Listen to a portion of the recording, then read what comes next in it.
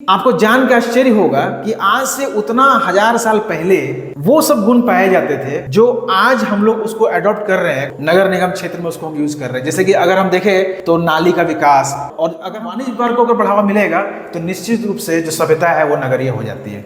जो विकास का केंद्र होता है वो एक बिंदु होता है और वहां से वो हर क्षेत्र में फैलता है। यही है विषयवादी सिद्धांत। जोहार दोस्तों, आप सभी का स्वागत है नौकरी वाले भैया में। जैसा कि लास्ट क्लास में जो एक स्ट्रैटेजी को लेकर के क्लास था कि फर्स्ट जो थर्ड पेपर है हमारा हिस्ट्री और ज्योग्राफी, उसमें हम लोग कैसे आगे बढ़ेंगे, और 2 महीने के लिए वो स्ट्रैटेजी ठीक है और हम लोग वैसे ही तैयारी करना है।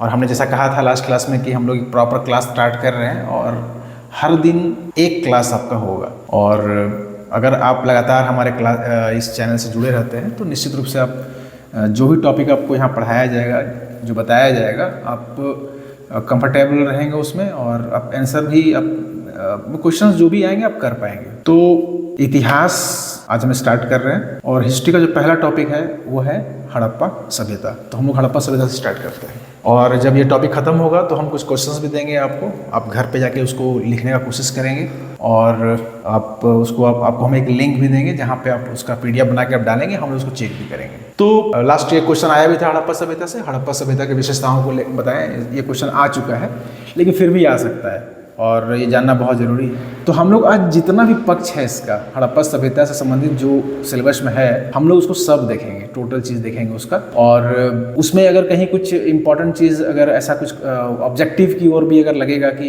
ये इम्पॉर्टेंट है तो आप लोग वो बता देंगे। तो हड़प्पा सभ्यता आप लोगों ने PT में पढ़ाई होगा कि हड़प्पा सभ्यता जो है वो भारतीय उपमहाद्वीप के किस भाग में है।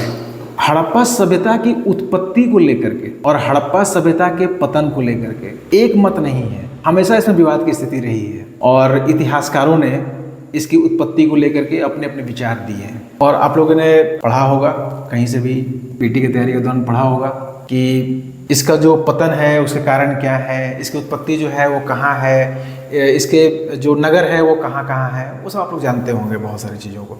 हम लोग आज जो बात करेंगे वो मुख्य परीक्षा को देखते हुए बात करेंगे। तो जो पहला, जो हड़प्पा सभ्यता का जो पहला बिंदु है वो है उत्पत्ति, और इससे क्वेश्चन आ सकता है और बहुत ही महत्वपूर्ण क्वेश्चन आ सकता है, और अगर इसको आप लिखेंगे तो मार्क्स भी आएगा। तो मैं पहले ये बता दूं कि हड़प्पा सभ्यता की उत्पत्ति को लेकर के इतना विवाद क्यों है। इतना विवाद इसलिए है कि क्योंकि जिस समय भारतीय उपमहाद्वीप का अधिकांश क्षेत्र पाषाण युग में ही जी रहा था, उसी समय उसके उत्तर पश्चिम भाग में एक नगरीय सभ्यता का आ जाना निश्चित रूप पे इतिहासकारों को इसने आकर्षित किया कि भाई इसका अध्ययन किया जाए कि क्या कारण है भाई कि जब अधिकांश क्षेत्र पाषाणिक ही हैं तो एक सभ्यता, नगरीय सभ्यता का उत्पत्ति हो जाना एक बहुत बड़ी बात थी। तो अब भाई नगरीय सभ्यता आ गया, कैसे आया, क्यों आया, इस पे तर्क वितर्क चलने लगे। तो इसमें कुछ भारतीय विद्वानों का भी इसमें योगदान है इसको स्थापित करने में कि इसकी उत्पत्ति कैसे हुई है, और भारत के बाहर के विद्वानों ने भी इस पे अपने विचार प्रकट किए हैं। तो अगर हम देखें तो खास करके हड़प्पा सभ्यता में जो एक दुर्ग क्षेत्र है, एक शासक वर्ग जो वहाँ पाया जा रहा है कि एक शासक रहा होगा, या फिर जो हम लकड़ी का जो वहाँ पे उसमें जो यूज किया गया है, इन सब के आधार पे, दूसरा नगरों के आधार पे कई विचार इसमें दिए गए, जिसमें अगर देखा जाए तो उत्पत्ति को लेकर के अगर पहला विचार हम देखें तो वो माना जाता है कि इसकी उत्पत्ति जो है वो मेसोपोटामियाई सभ्यता से हुई है, मतलब मेसोपोटामिया का सभ्यता से जो है इसका लेन देन है।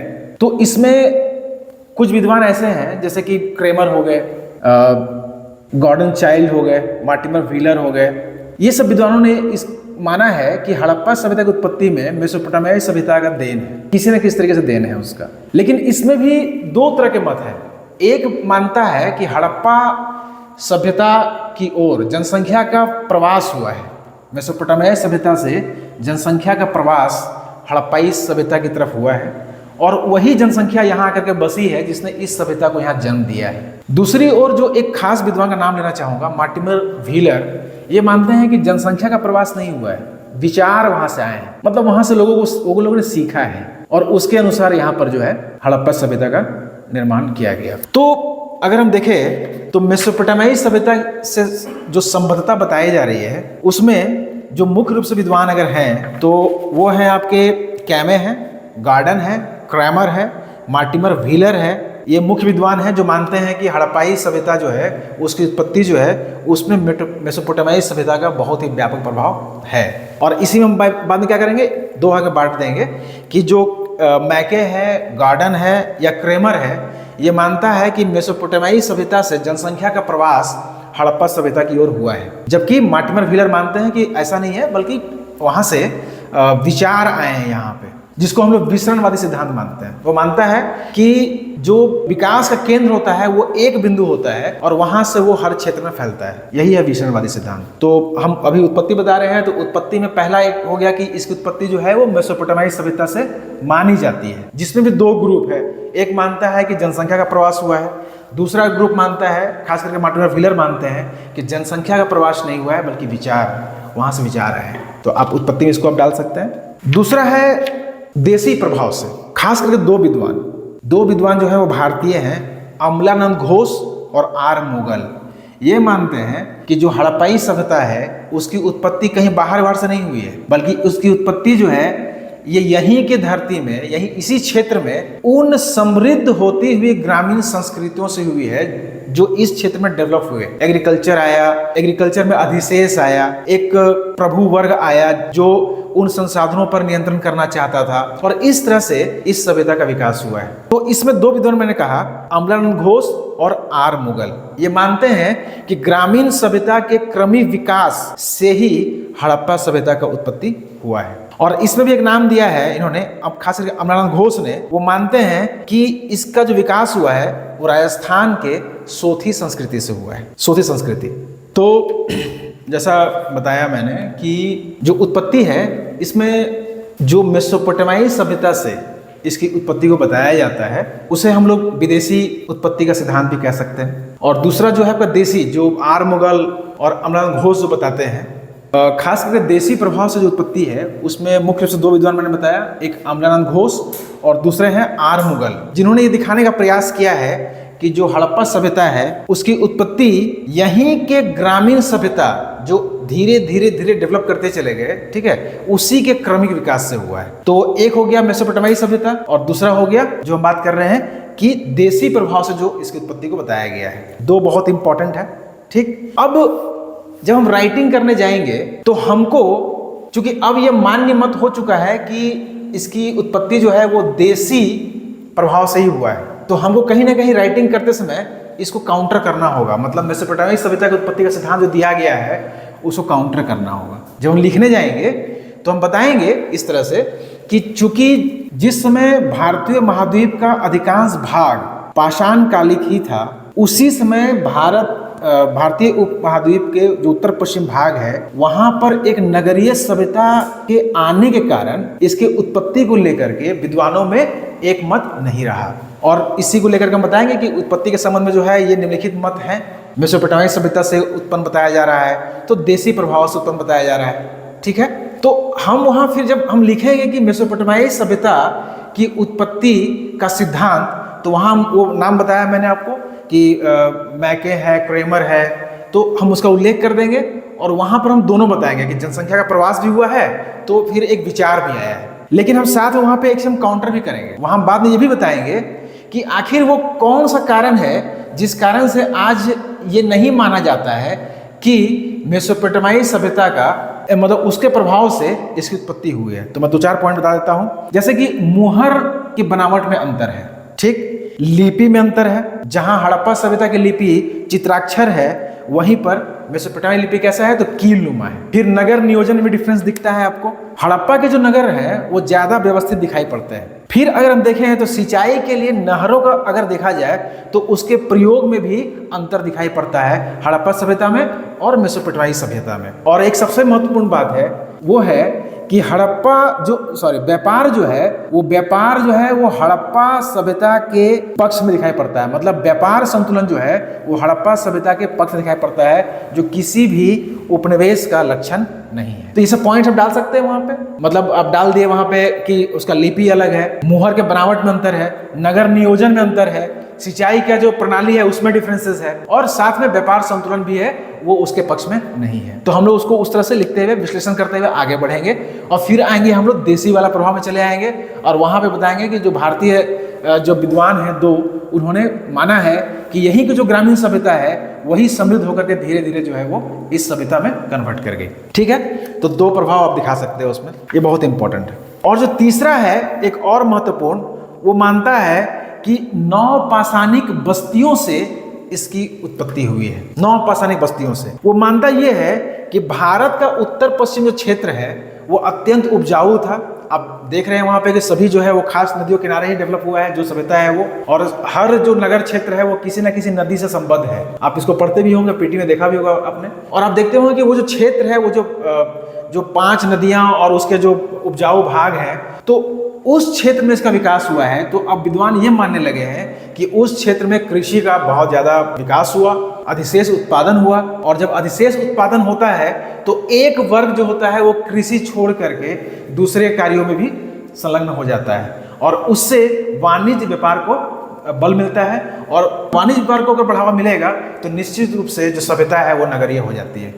ये एक बहुत महत्वपूर्ण फीचर भी है किसी भी सभ्यता के लिए, वाणिज्य और व्यापार। तो 3 जो उत्पत्ति है उसके 3 सिद्धांत हम लोग देख पाते हैं। एक मेसोपोटामियाई सिद्धांत है, दूसरा है देशी सिद्धांत, और तीसरा है नवपाषाणिक बस्तियों को लेकर के। तो अगर आप देखें तो मेहरगढ़, रहमान ढेरी, तरकाई किला, राना घुंडई, ये सब वो हड़प्पा सभ्यता के पूर्व के बस्तियां हैं जो अत्यंत समृद्ध थी और उन क्षेत्रों में थे। ठीक है, तो हम लोग उत्पत्ति पे इतनी बातें कर सकते हैं हम लोग।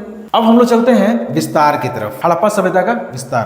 प्रारंभिक परीक्षा में भी आप लोगों ने जब दिया होगा तो पढ़ा होगा कि हड़प्पा सभ्यता जो है उसका विस्तार 13,99,600 वर्ग किलोमीटर क्षेत्र में फैला हुआ है।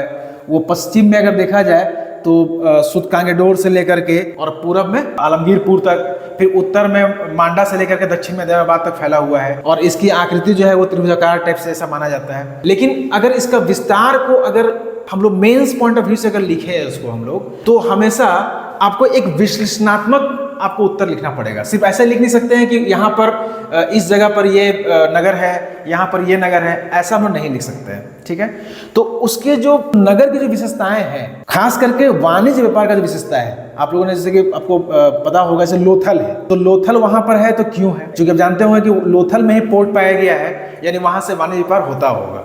तो हम लोग जब इसको विस्तार को बताएंगे तो उस समय जब आपको नोट्स दिया जाएगा तो कंप्लीट इसमें लिखा रहेगा, तो उस समय हम लोग हर नगर के पास जाएंगे और उसके जो फीचर है, जो नगरीकरण के जो महत्वपूर्ण फीचर उस खास नगर में है, हम लोग उसका उल्लेख करते हुए आगे बढ़ेंगे कि ये यहाँ पर है, वर्तमान में इस जिले में है, या वर्तमान में इस राज्य में है, और यहाँ ये जो है वो इसलिए फेमस है। जैसे कि मोहनजोदड़ो है तो वो किस लिए फेमस है, ये हड़प्पा है तो वो किस लिए फेमस है। हम लोग उन सभी बिंदुओं को रखेंगे विस्तार में और हम लोग उस तरह से आगे बढ़ेंगे। तो इस बारे में बता देते हैं आपको कि हड़प्पा सभ्यता जो है उसका अगर विस्तार देखा जाए तो 13,99,000 लगभग वर्ग किलोमीटर विस्तृत है ये, जो वर्तमान के पाकिस्तान के कुल क्षेत्रफल का 1.5 गुना से ज्यादा है। और इसका विस्तार अफगानिस्तान, पाकिस्तान और भारत जो वर्तमान में जो है वहां उन तीनों देशों में है, इसका ये माना जाता है। पश्चिम में बलूचिस्तान से लेके पूरब में आलमगीरपुर तक, और उत्तर में कश्मीर का मांडा से लेकर के दक्षिण में महाराष्ट्र के दैमाबाद तक ये विस्तृत माना जाता है। और अगर हम देखें पूरब से पश्चिम की ओर, तो पूरब से पश्चिम को ये 1600 किलोमीटर में फैला हुआ है, और उत्तर से दक्षिण की ओर ये लगभग 1100 किलोमीटर में फैला हुआ है। हालांकि अब नए नए खोज हो रहे हैं तो कुछ और इसका विस्तार माना जाता है, लेकिन आप इसको ऑथेंटिक मान सकते हैं कि अभी इतना ही है। तो इसका एक महत्वपूर्ण विशेषता हम ये बताएंगे कि अगर विस्तार को आप देखते हैं तो आप देख पाएंगे कि जितने भी नगर हैं वो सभी एक नदियों के किनारे ही है वहां पे। वो इसलिए था ताकि वाणिज्य व्यापार करने में उनको आसानी होती थी। ठीक है, चलिए अब हम लोग चलते हैं इसके मुख्य लक्षण की तरफ, मुख्य विशेषताएं। हड़प्पा सभ्यता भारतीय उपमहाद्वीप में प्रथम नगरीकरण का प्रतिनिधित्व करती है। जो हड़प्पा सभ्यता है, आप जानते होंगे कि पूरे भारतीय महाद्वीप में जो पहला नगरीकरण जो है वो माना जाता है, ये नगरीय सभ्यता थी, आप जानते होंगे। तो ये उसका प्रतिनिधित्व करता है। तो इसके कई ऐसे विशेषताएं हैं जो बताऊंगा मैं, ये क्वेश्चन लास्ट टाइम आया भी था, कि आपको जान के आश्चर्य होगा कि आज से उतना 1000 साल पहले वो सब गुण पाए जाते थे जो आज हम लोग उसको अडॉप्ट कर रहे हैं, कुछ कुछ चीज़ों को नगर निगम क्षेत्र में उसको हम यूज़ कर रहे हैं। जैसे कि अगर हम देखें तो नाली का विकास या सड़क का जो उसका जो व्यवस्था है या जो नगरों का जो व्यवस्थित रूप दिया गया है, हम लोग उसको आज फॉलो कर रहे हैं कहीं ना कहीं। तो इसलिए इसका विशेषता जो है वो अत्यंत महत्वपूर्ण है और हम आपको एक ही चीज़ करके चलते हैं। अच्छा, एक चीज़ आप ध्यान दीजिएगा कि जब भी हम विशेषता को लिखेंगे एग्जामिनेशन में, तो जो इसका इंपॉर्टेंट फीचर सब है वो हम लोग पहले डालेंगे और फिर बाद में धीरे धीरे, मतलब जो थोड़ा लेस इंपॉर्टेंट हम बाद में कहीं बीच में घुसा दिया ऐसा करके, और लास्ट में भी जो है वो इंपॉर्टेंट फीचर को ही डालना है। मतलब महत्वपूर्ण फीचर को पहले लिखेंगे और कुछ ऐसा फीचर है जो थोड़ा गॉन फीचर है, उतना महत्वपूर्ण नहीं है, तो उसको हम बीच में डाल देंगे और एंड भी करेंगे महत्वपूर्ण फीचर के साथ में। ये राइटिंग एक तरीका होता है। तो चूंकि जरूरी नहीं कि लाइन बाय लाइन पढ़ा जाए, लोग पॉइंट्स को पढ़ लेते हैं, तो वो इंडिकेट करता है कि आपका जो व्यक्तित्व है वो महत्वपूर्ण चीज़ों की ओर जाता है पहले, या फिर जो कम महत्वपूर्ण है उस तरफ जाता है। वो आपके पर्सनालिटी को रिफ्लेक्ट करता है। तो हम लोग क्या करेंगे कि पहले महत्वपूर्ण चीज़ों को लिखेंगे। अभी आप पॉइंट सारा जान लीजिए, फिर आप महत्वपूर्ण चीज़ों को लिख लेंगे, प्रैक्टिस करेंगे आप। तो सबसे महत्वपूर्ण चीज़ है इसका उन्नत नगर नियोजन। हड़प्पा सभ्यता का सबसे महत्वपूर्ण चीज़ इसका है इसका उन्नत नगर नियोजन। ठीक, इसका पूरा डिटेल जो है नोट्स में रहेगा कि उसमें क्या क्या चीज़ें था नहीं था, ऐसे करके। दूसरा अगर हम देखें तो एक बहुत इंपॉर्टेंट इसका फीचर है उन्नत वाणिज्य व्यापार। उन्नत वाणिज्य व्यापार कहा जाता है कि वाणिज्य व्यापार हड़प्पा सभ्यता का कारक भी है और उसका लक्षण भी है। मतलब वाणिज्य व्यापार के कारण ही हड़प्पा सभ्यता की उत्पत्ति भी हुई है, और दूसरा ये उस नगर जो सभ्यता है उसका एक महत्वपूर्ण लक्षण भी है। तो उन्नत वाणिज्य व्यापार ये एक इसका दूसरा महत्वपूर्ण फीचर है। और इसमें जैसे कि बलूचिस्तान से हम डामर और तांबा लेके आ रहे हैं, मेसोपोटामिया से हम डामर और चांदी लेके आ रहे हैं, ये सब अब उसमें नोट्स में मिल जाएगा आपको। और एक चीज़ और भी है, जो वाणिज्य व्यापार है वो यहाँ से बाहर से और चीज़ें जा भी रहा है, वहाँ से चीज़ें आ भी रहा है, और साथ में नगरों के बीच में भी है। मतलब जो हड़प्पा सभ्यता के आपस के जो नगर हैं उनके बीच भी वाणिज्य व्यापार है, और दूसरे देश के दूसरे सभ्यता से भी इनका वाणिज्य व्यापार हो रहा है। इसके बारे में डिटेल आपको नोट्स में मिल जाएगा। जिसमें कुछ बता देता हूँ आपको कि अगर हम देखें तो इस सभ्यता के अंतर्गत आंतरिक और बाह्य व्यापार दोनों उन्नत अवस्था में थे। हड़प्पाई लोग कच्चे माल की प्राप्ति करते थे और तैयार माल विशेष करके उसका निर्यात करते थे। और वाणिज्य व्यापार की महत्व का अंदाजा इसी से लगाया जा सकता है कि उस क्षेत्र में भी बस्तियों का विकास हुआ, या उस क्षेत्र में बस्तियों का विस्तार हुआ जो कृषि के दृष्टिकोण से अत्यंत पिछड़े हुए थे। जैसे सुतकांगेडोर या सुतका को, यहाँ पर वहाँ कृषि नहीं था, लेकिन वहाँ भी एक नगर डेवलप हुआ ड्यू टू वाणिज्य व्यापार। तो दूसरा ये महत्वपूर्ण फीचर है। तीसरा है इसका महत्वपूर्ण एक और है अलंकरण की जगह उपयोगिता पर बल। एक इसका महत्वपूर्ण विशेषता है। मतलब आप देखेंगे कि वहाँ पे जो भी प्रक्रियाएं अपनाई जा रही है उसमें अलंकरण ज़्यादा नहीं है, उसमें उपयोगिता ज़्यादा है। चाहे सड़क बनाना हो या फिर आपका जो इंडस्ट्री डेवलप हो रहा है वहाँ पे, उसमें भी अलंकरण नहीं है, वो ज़्यादातर उपयोगिता वाली चीज़ें बनाई जा रही है वहाँ पे। तो हर चीज़ों में अलंकरण की जगह उपयोगिता पर बल दिया गया है। लेकिन जैसे हम आपको एक बताते हैं कि मेसोपोटामियाई शासक जहाँ पर पिरामिड बना रहे थे और जिगुरत निर्माण में दिलचस्पी ले रहे थे, लेकिन वो रहते कहाँ थे? कच्चे घर के मकान में, कच्चे मकान में। और यहाँ पर क्या था कि वो सब चीज़ें नहीं थी, और यहाँ पर लोग पक्के घर के मकान में रहते थे, और कहीं कहीं तो डबल स्टोरी बिल्डिंग मिला है यहाँ पे। तो अलंकरण की जगह उपयोगिता पर ज़्यादा बल दिया गया है, नागरिक सुविधाओं पर ज़्यादा बल दिया गया है। तो एक इसका एक महत्वपूर्ण फीचर है। फिर इसका वैज्ञानिक दृष्टिकोण अगर आप देखें तो कांसे की ढलाई, द्रवण मापन विधि का प्रयोग, जल को शुद्ध करने का तरीका डेवलप करना, इनका ज्यामितीय ज्ञान। आप देखते होंगे कि सड़क जो है वो कहीं तारांकित हो जा रहा है, ठीक है, ईंट जो है उसका अनुपात है, मैथमेटिकल उसका अनुपात दिया गया है। तो ये सब जो है, फिर ग्रह का ज्ञान, नक्षत्र ज्ञान, मतलब ये काफी साइंटिफिक ज्ञान भी था उन लोग को। तो एक इसका वैज्ञानिक दृष्टिकोण जो है ये अत्यंत महत्वपूर्ण है। फिर सामाजिक और सांस्कृतिक विविधता ये भी है। और आप जानते होंगे कि नगर का एक महत्वपूर्ण विशेषता होता है सांस्कृतिक विविधता। वो आज भी है। आप किसी नगर में जाएंगे तो वहाँ पे आपको सांस्कृतिक विविधता मिलेगा, गांव में नहीं मिलता है। गांव में सब एक जैसे ही होते हैं, सबकी संस्कृतियाँ एक जैसी होती है, लेकिन शहर में ये नहीं पाया जाता। तो यहाँ पर जो है सांस्कृतिक विविधता देखने को मिलती है, जैसे कि सबका धार्मिक रीति अलग है, रिवाज अलग है, समाधान पद्धतियाँ हैं यहाँ पे। तो ये भी एक महत्वपूर्ण चीज़ है इसका विशेषता अगर चले जाए तो अगर हम इसको एलोबरेट करेंगे कंप्लीट, तो हम लोग इसको नगरीकरण के तत्व में चले जाते हैं कि भाई नगरीकरण इसका एक महत्वपूर्ण विशेषता है। तो उसमें बताएंगे कि कौन कौन सा नगर कहाँ डेवलप हुआ है। वाणिज्य व्यापार में जाएंगे तो हम बताएंगे कि कौन सा चीज कहाँ से मंगाया जा रहा है और हम लोग क्या कर रहे हैं उसमें, और कौन सा नगर जो है वो किस खास वस्तु के लिए महत्वपूर्ण है वो बताएंगे हम। सांस्कृतिक विविधता बताएंगे इसको हम। तो इस तरह हम इसके जो मुख्य लक्षण है, ठीक है, उसको हम लोग कंप्लीट करेंगे। और बाकी हम नोट्स में एक डिटेल नोट्स देंगे आप लोग को, जिसमें कुछ भी छूटा हुआ नहीं रहेगा, ठीक है। तो हम लोग बात कर लिए उत्पत्ति पे, विस्तार पे और इसके विशेषताओं पे। अब हम इन चीजों से थोड़ा अलग चलकर कुछ बात करते हैं। जो क्वेश्चन बनाया जा सकता है और आपसे पूछा जा सकता है, तो आप कैसे उसको टैकल करेंगे, कैसे हैंडल करेंगे, वो मैं बताऊंगा अभी। जैसे एक क्वेश्चन पूछा जा सकता है कि हड़प्पा सभ्यता के आप नगरीकरण के तत्व बताइए। यहां पर नगरीकरण एक विशेषता था। अब हम ये बोल रहे हैं कि नगरीकरण के तत्व क्या क्या पाते हैं आप, आखिर वो कौन सा तत्व है जो आप मानते हैं कि ये नगरीकरण के तत्व हैं। तो मैं आपको बता देता हूं। जैसे बस्ती का आकार, उसका आकार काफी बड़ा है। जो गांव है उससे बड़ा उसका आकार होता है नगरों का। तो इसका भी जो नगर है कंपैरेटिवली उस समय के हिसाब से, अभी के हिसाब से नहीं, तो वो बड़ा था। तो एक ये इसका विशेषता है नगरीकरण का। दूसरा, नियोजित नगर आवास। आप लोग जानते होंगे कि जो वहाँ के नगर हैं वो काफी नियोजित थे, वो सारा पॉइंट्स आपको बता दिया जाएगा। तीसरा है एक बड़ी जनसंख्या का गैर कृषि कार्य में लगा होना। ये एक बहुत महत्वपूर्ण गुण होता है किसी भी नगरों के लिए कि वहाँ का अधिकांश जनसंख्या जो है वो गैर कृषि कार्य में संलग्न हो।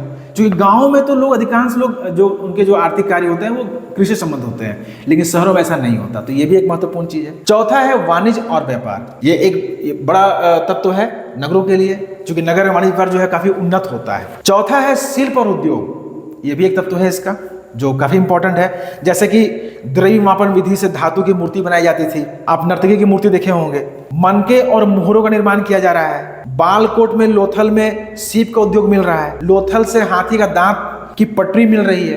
तो ये सब एक दिखा रहा है कि वहां पर शिल्प और उद्योग भी डेवलप था। फिर लिपि और मुहर का प्रयोग। लिपि और मुहर का प्रयोग भी एक महत्वपूर्ण नगरीय तत्व है। फिर एक सक्षम शासक वर्ग की उपस्थिति। आप देख रहे हैं कि जो नगर है वो दो भाग में बटा हुआ है, दुर्ग क्षेत्र है और एक सामान्य क्षेत्र भी है। तो एक सक्षम शासक वर्ग की उपस्थिति को दर्शाता है वहां पे।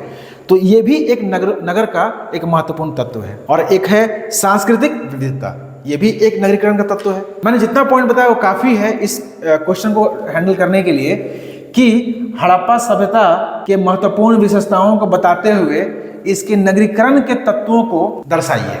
तो बहुत सिंपल क्वेश्चन इसका आंसर हो जाएगा कि हड़प्पा सभ्यता क्या है। तो हम ऐसे स्टार्ट कर सकते हैं कि जिस समय संपूर्ण भारतीय महाद्वीप ऐसा था तो वहाँ पर एक सभ्यता का विकास हुआ और इसको हड़प्पा सभ्यता के रूप में जानते हैं। उसके महत्वपूर्ण विशेषताएं क्या हैं, तो ये है, ठीक है। उसी में एक महत्वपूर्ण विशेषता उसका नगरीकरण भी है। और अगर हम देखें तो उसके तत्व निम्नलिखित हैं। तो हम लोग इस क्वेश्चन को ऐसे हैंडल करेंगे। चूंकि समय कम है तो जरूरी है कि हम चीज़ों को डिस्कस करें और आपको बताएं। कुछ लास्ट में कुछ क्वेश्चन बताऊंगा आपको और आपको लिखना भी है उसको। तो कॉन्वेज से आपको मैंने बता दिया, उत्पत्ति बता दिया, विस्तार बता दिया, मुख्य लक्षण बता दिया और एक अन्य चीज बताया आपको कि नगरीकरण के तत्व। तो ये भी इंपॉर्टेंट है। चलिए, अब एक छोटा सा क्वेश्चन पूछा जा सकता है। ऐसा हो सकता है कि इस बार 40 नंबर का एक क्वेश्चन ना होकर के 20-20 नंबर का 2 क्वेश्चन हो जाए। तो उससे क्या होगा कि उसको क्वेश्चन पूछने का स्कोप भी बढ़ जाता है और ये संभावना बहुत ज्यादा है, क्योंकि एक क्वेश्चन से अच्छा है कि 2 क्वेश्चन पूछ लिया जाए, ठीक है। तो एक मैं प्रश्न देता हूं आपको कि हड़प्पा सभ्यता के नगरीकरण तथा उसके पतन में मेसोपोटामियाई व्यापार की भूमिका का परीक्षण कीजिए। आप लोग अगर लिखना चाहे लिख लीजिए कि हड़प्पा सभ्यता के नगरीकरण और उसके पतन में मेसोपोटामियाई सभ्यता या उसके व्यापार के भूमिका का परीक्षण कीजिए। इसको मैं नेक्स्ट क्लास में डिस्कस करूंगा पूरे आंसर को। दूसरा क्वेश्चन पूछ सकता है कि हड़प्पा सभ्यता के अंतर्गत विज्ञान और तकनीकी का वर्णन कीजिए। हड़प्पा सभ्यता के अंतर्गत विज्ञान और तकनीकी का वर्णन कीजिए। जो भी जिस तरह से पूछे हो, तो मैं बहुत शॉर्ट बताता हूं इसमें। जैसे हम देखते हैं विज्ञान और क्वेश्चन पूछ रहा है विज्ञान और तकनीक, तो मेरा फोकस पूरी तरह से विज्ञान और तकनीक की तरफ चला जाना चाहिए। तो मैं बताता हूं आपको। जैसे कि आप देखें तो इसको मैथमेटिक्स का ज्ञान है, बहुत सारी चीजें हैं जैसे अंक, उसको गणना करना आ रहा है 16 के गुणज में, ठीक है। दूसरा, इसको मापन पद्धति का ज्ञान है, स्केल मिल रहा है। इसको तौलने के लिए बाट प्रणाली का विकास किया है, ठीक है, वो भी दिखाता है कि इसके दृष्टिकोण जो है वैज्ञानिक था। फिर ज्योमेट्री ज्ञान है, जो ईंट है वो 4:2:1 अनुपात में है, यानी इसको ज्ञान है उसका। इसको नक्षत्र ज्ञान है, ग्रहों का ज्ञान है। इसको केमिस्ट्री का ज्ञान है, ये तांबा और टीन मिलाकर कांसा बना देता है, इसको केमिस्ट्री का ज्ञान है। इसको द्रवी मोम विधि का ज्ञान है, उससे वो लोग मूर्ति बना देता है। इसको शल्य चिकित्सा का ज्ञान है। प्रमाण क्या है इसका? काली बंगा और लोथल से 2 ऐसे नरकंकाल मिले हैं जिस पर ऐसे कुछ छिद्र मिले हैं कंकाल पे, जो दिखाता है कि इन्होंने शल्य चिकित्सा किया होगा। फिर इसको सिविल इंजीनियरिंग का ज्ञान है। आप देख रहे हैं नगर नियोजन कैसे कर रहा है, नाली कैसे बना रहा है, जल निकासी कैसे कर रहा है, तो इसको सिविल इंजीनियरिंग भी आता है लोग। तो ये काफी है ये बताने के लिए कि हड़प्पा सभ्यता के जो लोग हैं, जो वहां उनका एक विकसित वैज्ञानिक सोच था उसका। अब इसके अनुसार उसको प्रूव कर सकते हैं। मैथमेटिक्स आ रहा है, केमिस्ट्री आ रहा है, फिजिक्स आ रहा है, मेडिकल साइंस भी आ रहा है, अगर देखा जाए तो उसका ज्योमेट्री आ रहा है, उसको नक्षत्र विद्या उसको आ रहा है। तो ये सब चीजें हैं जो अगर वो क्वेश्चन पूछता है कि हड़प्पा सभ्यता के अंतर्गत विज्ञान और तकनीक, आप उसका कुछ वर्णन करें तो आप उसको बता सकते हैं। शॉर्ट में आप मतलब बहुत सिंपल चीजें हैं, अगर दिमाग में रखते हैं maths, physics, chemistry, geometry, civil engineering, तो इससे आपका आंसर तैयार हो जाएगा। बहुत पढ़ने की जरूरत नहीं है, इतना ही से काम हो जाएगा। मैंने उत्पत्ति बताया, फिर से एक ब्रीफ करता हूं। उत्पत्ति बताया, उत्पत्ति क्यों, इस पे एक मत नहीं है, क्योंकि सिचुएशन ऐसा है जिस समय भारत में ये स्थिति है उसमें उधर नगर डेवलप हो जा रहा है। तो डेफिनेटली जो इतिहासकार हैं या जो विद्वान हैं उनका ध्यान आकृष्ट हुआ उस वक्त और अपने अपने मत उन्होंने प्रकट किए। कुछ लोगों ने माना कि मेसोपोटामिया से आया है ये, उसी में एक ने माना कि नहीं सिर्फ विचार आया है। फिर यहीं के विद्वानों ने ये प्रूफ किया कि नहीं, इसकी उत्पत्ति जो है यहीं के ग्रामीण सभ्यता से, जो ग्रामीण सभ्यता क्रमिक जो विकसित हुए उसी से इसका डेवलपमेंट हुआ है। तो ये उत्पत्ति को लेकर का विवाद था, तो उसको आप इस तरह से हैंडल कर सकते हैं। विस्तार आप जानते हैं कि उसका विस्तार जो है मैंने बताया जैसा, फिर नोट्स में सब कुछ मिल जाएगा। फिर मुख्य लक्षण मैंने बता दिया, उसका 1-2 अलग से बताया मैंने कि इसके नगर के तत्व क्या है, या इसके वैज्ञानिक सोच जो है वो कहाँ का दिखलाई पड़ती है, तो आप वहां से इसको लिख सकते हैं। अब इस टॉपिक का एक महत्वपूर्ण और है, वो है इसका पतन। तो पतन पे बात करना बहुत जरूरी है। जो नवीन हिस्टोग्राफी है, जैसे पतन का मतलब लोग ये समझते हैं कि वो पूरा का पूरा जो सभ्यता है वो खत्म हो गया, बाढ़ में बह गया, भूकंप में नष्ट हो गया, ऐसा करके है। लेकिन जो नवीन हिस्टोग्राफी है वो मानता है कि हड़प्पा सभ्यता का पतन का अर्थ ये नहीं है कि वो सभ्यता पूरी तरह से लुप्त प्राय हो गई, नष्ट हो गया, ऐसा नहीं है। आज के दिन पे हड़प्पा सभ्यता के पतन का अर्थ लगाया जाता है हड़प्पा सभ्यता के महत्वपूर्ण विशेषताओं, उनके लक्षणों का पतन, जो इनकी विशेषताएं हैं उसका पतन हो जाना। जैसे मैं एक ऐसे दृष्टांत देता हूं कि अगर आप अपने जहां रहते हैं, अगर आप वहां देखते हैं कि एक सामने वाला जो पड़ोसी है वो काफी रिच है, उसके पास मर्सिडीज है, ऑडी है, और भी महंगी लग्जरी गाड़ियां हैं उसके पास, और आप उसको देख देख करके बड़े हुए हैं, और अचानक आप देखते हैं कि उसका वो संपत्ति अब नहीं रहा और अब वो साइकिल पे घूम रहा है, तो क्या बात किया जाता है कि उसका पतन हो। क्योंकि लोग उसे इसलिए जानते थे कि वो बहुत रईस था या अच्छा काम करता था, लेकिन आज वो साइकिल पे घूम रहा है तो उसका जो मुख्य चीजें था, जो मुख्य विशेषता था, वो खत्म हो चुका है। तो हड़प्पा सभ्यता का अगर हम पतन की बात करें तो पतन में आज माना जाता है मुख्य रूप से कि इसका जो मुख्य लक्षण है उसका ही पतन हो गया है। यही कारण है कि बाद में फिर ग्रामीण सभ्यता ही आ जाता है उस क्षेत्र। आप अगर देखें तो उसी क्षेत्र में वैदिक सभ्यता भी आ रहा है सब संभव प्रदेश में, और वो सभ्यता क्या है, वो एक ग्रामीण सभ्यता है, और ये सभ्यता क्या है, ये नगरीय सभ्यता है। तो आप सोचिए कि नगरीय सभ्यता के जस्ट बाद एक ग्रामीण सभ्यता आ जा रहा है, तो यही पतन है इसका, और कुछ नहीं है। हालांकि और भी चीजें हैं, हम लोग उसको भी लिखेंगे डिटेल में। कुछ विद्वानों ने खास चीजों को खोजा है, तो अगर हम जब हम राइटिंग करेंगे तो उन चीज़ों को लिखा जाना चाहिए वहाँ पे। तो मैं एक इसके बारे में एक डिटेल बताता हूँ कि आप लोग कैसे करके इसको स्टार्ट करेंगे और कैसे खत्म करेंगे। तो अगर ये क्वेश्चन आता है कि हड़प्पा सभ्यता का पतन के कारणों का परीक्षण कीजिए, एक ऐसे ही क्वेश्चन डाल दिया, तो हम लोग जो स्टार्ट करेंगे, चूंकि विद्वान लोग भी इसमें काफी अपने विचार प्रकट किए हैं, इसलिए तो हम लोग यही बताएंगे कि आरंभ से ही हड़प्पा सभ्यता के उत्पत्ति और इसका पतन विवादित रहा है। मतलब उत्पत्ति भी रहा है विवादित। तो अगर आप जैसे ये पूछा पतन है, हम वहां पे यही बोलते रहे कि उत्पत्ति और ये भी दोनों विवादित रहा है, तो जो कॉपी चेक करेगा वो अलर्ट हो जाएगा कि नहीं इसके पास ज्ञान है, और वो अब आपके चीजों को सीरियसली लेगा और वो अच्छे से पढ़ाई उसको मतलब पढ़ेगा उसको, और जब पढ़ेगा तो नंबर देगा। ठीक है, तो आरंभ से ही हड़प्पा सभ्यता का उत्पत्ति और पतन इतिहास लेखन में एक विवादास्पद मुद्दा रहा है। इसका कारण है आवश्यक अध्ययन सामग्री का अभाव। खास करके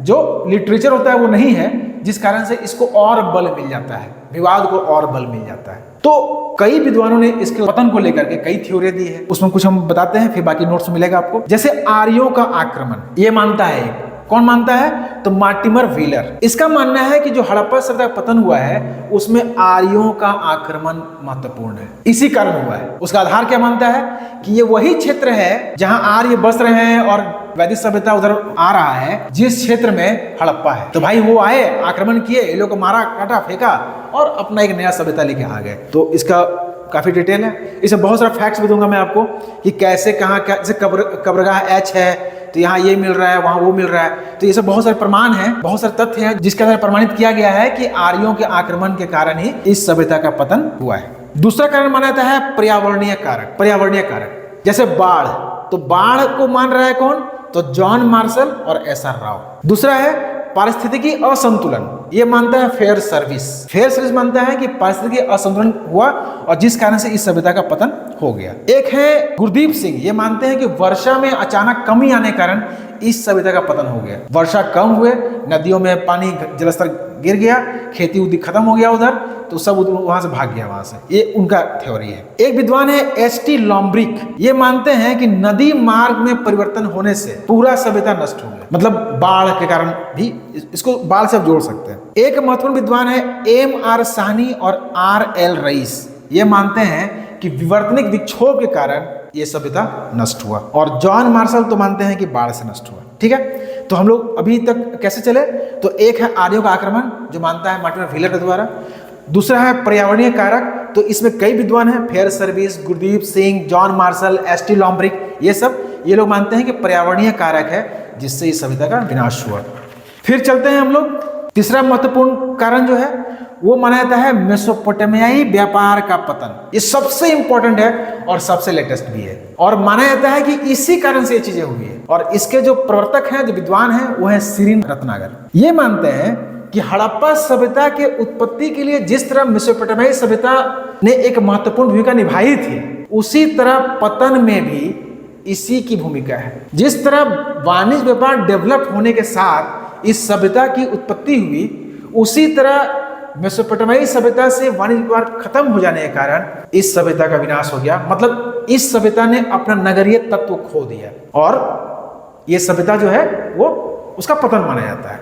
नगरीय तत्व को खोना ही इन्होंने पतन को माना है। ठीक है, बाकी आपको काफी लगभग 100-150 शब्दों में इसका कंप्लीट बनाया गया है। ठीक है, उसके बाद अब मैं आता हूं और भी चीजों में। अब एक नया शोध आया है, नया शोध। अब इसमें क्या है? तो ये शोध किया है IIT खड़गपुर और भारतीय पुरातत्व सर्वेक्षण ने। इन्होंने माना है कमजोर मानसून के कारण, कमजोर मानसून को इन्होंने हाईलाइट किया और माना कि कमजोर मानसून के कारण इस सभ्यता का पतन हुआ है। कमजोर मानसून, और ये लोग क्या हुआ कि मानसून कमजोर हुआ तो एक दूसरे से रिलेटेड होता है सारा, खेती कम हुआ, संसाधन कम हुआ, वाणिज्य पर कम हुआ। क्योंकि खेती में अधिशेष होगा, वाणिज्य पर आएगा, ट्रेड एंड कॉमर्स होगा, शिल्प उद्योग डेवलप करेगा, तो कहीं ना कहीं जुड़ा हुआ है वो। तो इनका मानना है कि मानसून जो है वो कमजोर हुआ, जिस कारण से इस सभ्यता का पतन इस तरह से हुआ कि सभी लोग जो है वो साउथ इंडिया चले गए यहाँ से। ठीक है, और एक विद्वान है रॉबिन्सन, ये मानते हैं कि अंतर व्यक्तिक हिंसा और संक्रामक रोग, ये दो महत्वपूर्ण कारक थे इस सभ्यता के पतन के लिए। लेकिन हम लोग ये बताएंगे सबको, और एंड कहाँ करेंगे? एंड करेंगे वो सिरिन रत्नागर वाले पे, जहां ये वो मानते हैं कि मेसोपोटामिया सभ्यता के साथ में जो वाणिज्य पर कोलैप्स किया, इसी कारण से इस सभ्यता का पतन माना जाता है। जिसका उनको बता देता हूं कि जैसे आप जानते होंगे कि जो हड़प्पा सभ्यता है, हड़प्पा सभ्यता वो एक कांस्य युगीन सभ्यता है। कांस्य युगीन, कांस्य सभ्यता मतलब यहाँ कांसा एक महत्वपूर्ण विशेषता है। कांसा यहाँ पे बनाया जा रहा है जो टीन और कॉपर से बनता है। टीन कहाँ से आ रहा है? तो मेसोपोटामिया से आ रहा है। कॉपर कहाँ से है? तो वो क्षेत्र, हमारा राजस्थान का क्षेत्र जो है खेतड़ी, वहीं पे कॉपर है काफी। तो दोनों को मिला के कांसा बनाया है वहां पे। लेकिन जब इस सभ्यता का पतन हो जाएगा तो कांस्य युगीन सभ्यता समाप्त हो जाएगी और फिर से ताम्र पाषाण युग आ जाएगा। ये बहुत इंपॉर्टेंट है पीटी के पॉइंट ऑफ व्यू से। अगर आपसे कोई ये पूछता है कि आप इसको क्रम में सजाएं, समय के हिसाब से। जैसे पहला पाषाण काल, दूसरा लौह काल, तीसरा ताम्र पाषाण काल और चौथा कांस्य युग। तो बताइए कि कौन पहले आएगा, फिर उसके बाद कौन आएगा, उसके बाद फिर कौन आएगा। अगर इसको सजाना हो, पीटी में पूछा जा सकता है, तो सबसे पहले पाषाण आएगा, फिर कांस्य आएगा, फिर ताम्र पाषाण आएगा और फिर लौह आएगा। तो थोड़ा अटपटा दिख रहा होगा कि भाई पहले कांसा बना लेगा, उसके बाद फिर ताम्र पाषाण में चला जाएगा, कैसे होगा ऐसा। लेकिन ऐसा हुआ है। वो इसलिए हुआ क्योंकि जब मेसोपोटामिया सभ्यता से उसका वाणिज्य पर खत्म हो गया तो वहां से टीन आना बंद हो गया। जब टीन आना बंद हो गया तो यहाँ जो लोग बनाते थे कांसा, उनको टीन तो मिला नहीं। जब टीन मिला नहीं तो सिर्फ बन गया, उनके पास क्या रह गया, सिर्फ तांबा रह गया। तो उस हड़प्पा सभ्यता के पतन के बाद वही कसेरा लोग अब सिर्फ तांबा का सामान बना रहा है। तो इसीलिए आप लोग जानते भी होंगे कि पोस्ट हड़प्पा काल जो है उसको ताम्र पाषाण काल कहा जाता है। वहां पे तांबा का बहुत सा चीज यहाँ वहां मिलता फिरता है। ठीक है, जैसा मैंने बताया कि आईआईटी खड़गपुर और भारतीय पुरातत्व सर्वेक्षण ने कमजोर मानसून को एक महत्वपूर्ण कारक माना है इस सभ्यता के पतन को लेकर के। और उसने बताया कि मानसून कमजोर होने के कारण ही यहाँ पर ऐसी कुछ घटनाएं हुई और जो जनसंख्या है वो दक्षिण भारत की तरफ प्रवास कर गया। ठीक है, तो हम लोग पतन में इतना लिखेंगे तो बहुत है, बहुत अच्छा नंबर आएगा, क्योंकि फैक्ट के साथ हम लोग जाएंगे। और हो सकता है कि उत्पत्ति और पतन को लेकर के एक क्वेश्चन बना दिया जाए कि हड़प्पा सभ्यता की उत्पत्ति और इसके पतन में विभिन्न मत क्या हैं। एक क्वेश्चन बन सकता है। तो मैंने बताया ही आपको, उत्पत्ति के बारे में बता दिया, पतन के बारे में बता दिया, ये सारा मत को वहां डाल देना है। ठीक है, चलिए। तो ये कमोबेश टॉपिक जो है, जो जितना सिलेबस में दिया हुआ है वो कवर हो चुका है, लेकिन मैं खुद से कुछ और भी बताऊंगा इसके बारे में। जैसे कि एक क्वेश्चन पूछा जा सकता है कि हड़प्पा सभ्यता के प्रमुख स्थलों के बारे में बताएं। एक सिंपल सा क्वेश्चन है, लेकिन आपको लिखना पड़ेगा, इसमें फैक्ट बहुत डालना होगा, चीजों को रखना पड़ेगा। तो आप इसमें जितना भी है वो बताते चला जाना है कि हड़प्पा है, मोहनजोदड़ो है, जितना भी इंपॉर्टेंट है सब बारे में चर्चा कर लेना है। तो ये आप तैयार कीजिए इसको और भेजिए, हम देखेंगे उसको। एक महत्वपूर्ण शॉर्ट क्वेश्चन पूछा जा सकता है कि हड़प्पा सभ्यता के सामाजिक जीवन के बारे में बताएं। सामाजिक जीवन, तो इसका पूरा नोट्स आपको मिल जाएगा। तो इसके बारे में क्वेश्चन तैयार कीजिए, इसका आंसर तैयार कीजिए। हड़प्पा सभ्यता का सामाजिक जीवन एक क्वेश्चन बन सकता है। उसी तरह से आर्थिक जीवन, उसी तरह से धार्मिक जीवन। तो हड़प्पा सभ्यता के तीनों को जोड़ दें हम, तो हड़प्पा सभ्यता के सामाजिक, आर्थिक और धार्मिक पक्षों के बारे में बताएं, तो एक बड़ा क्वेश्चन बन जाएगा। तो इसके लिए भी इसको तैयार कीजिए आप। आपका आंसर को हम चेक करेंगे और इसका नोट्स आपको हम अवेलेबल करवा देंगे। फिर एक इसका छोटा सा क्वेश्चन बन सकता है, हड़प्पा सभ्यता के पतन के पश्चात भारतीय उपमहाद्वीपों का परिदृश्य, मतलब क्या था, कैसे हो गया था वो कंप्लीट। तो आप जानते होंगे जैसे आहार संस्कृति आ रहा है, बनास संस्कृति है, कैथा है, मालवा है, जोरवे है, गैरिक विद्वान संस्कृति है, चिरान, चैचर, सोनवार जैसे क्षेत्र जो है वो आ रहे हैं। ठीक है, तो यही इसका हमको दिखाना पड़ता है, इसका परिदृश्य। ठीक है, तो आप उसको भी तैयार कीजिए अच्छे से। तो मैंने जैसे बताया कि हड़प्पा सभ्यता के नगरीय तत्व अलग से आप तैयार कीजिए। नगरीय तत्व क्या है, सामाजिक जीवन तैयार कीजिए, आर्थिक जीवन तैयार कीजिए, धार्मिक जीवन तैयार कीजिए उसका। हड़प्पा सभ्यता के पतन के बाद जो भारतीय उपमहाद्वीप का परिदृश्य है उसको तैयार कीजिए। और फिर हड़प्पा सभ्यता के नगरों का वर्णन, सिंपल सा क्वेश्चन पूछा जा सकता है, काफी लिखना पड़ेगा इसमें। और फैक्ट नहीं देंगे तो नंबर नहीं आएगा। जैसे मान लिखा मोहनजोदड़ो, तो इतना लिखने से काम नहीं चलेगा। मोहनजोदड़ो का खोज कौन किया, कहाँ अवस्थित है, क्या इसकी मुख्य विशेषताएं हैं, इसका लिखना पड़ेगा वो कंप्लीट। तो कुछ फैक्ट्स को याद करना होगा आपको। ठीक है, तो इसी के साथ ये टॉपिक समाप्त करता हूँ। और इसका कंप्लीट डिटेल नोट्स मैंने जितना जो बताया है उसका क्वेश्चंस का आंसर के साथ नोट्स आप लोग को मिल जाएगा। आप लोग इस चैनल में जुड़े रहिए, आपको सारा चीज मिलेगा। ठीक है, ओके, थैंक यू।